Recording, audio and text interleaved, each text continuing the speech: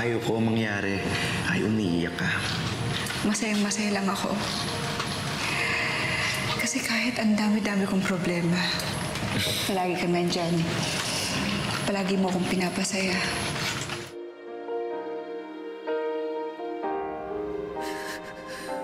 Hal, wala talaga akong gusto kay Lucille. Ikaw lang laman ng puso ko, alam mo yan. Kahit ilang Lucille pa dumating sa buhay ko, ikaw pa rin ang pipiliin ko. Ikaw lang ang babaeng nagmamay-ari ng puso ko. I love you, Hal. Kusang loob kong ibinigay sa iyong buong pagkatao ko. Dahil mahal na mahal kita.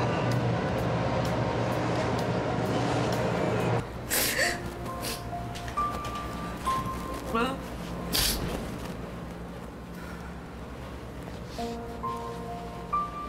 Anak, huwag mong itago ang nararamdaman mo.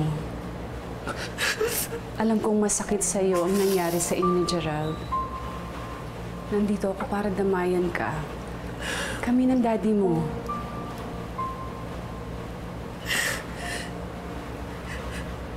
Si Gerald na po ang lalaking minahal ko. Ang sakit-sakit ba? Hindi ko alam kung bakit gusto niya akong iniwan at pinagpalit sa iba.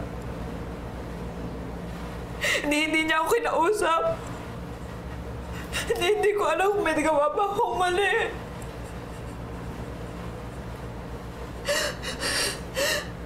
Para naging baliwala na lang lahat ng pinagsamahan namin. Lagi niya sinasabi na mahal niya ako. Pero ang dali niya rin ako kinalimutan.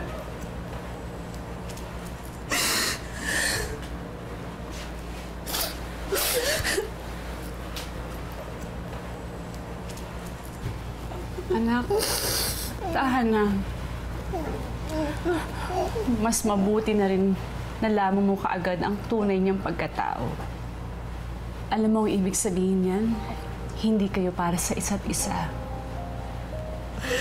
May ibang lalaking mas magmamahal sa'yo ng totoo.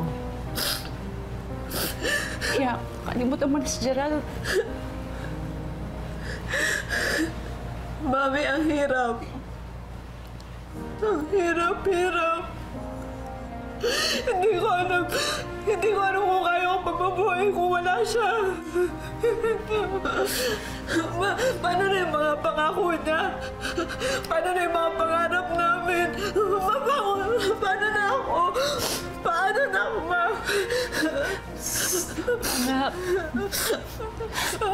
Anak, huwag kang umiyak.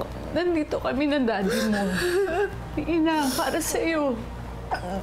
Kami, hindi ka namin iiwan at hindi ka namin ipagpapalit sa iba. Anak, alam mo, ikaw lang ang one and only love namin.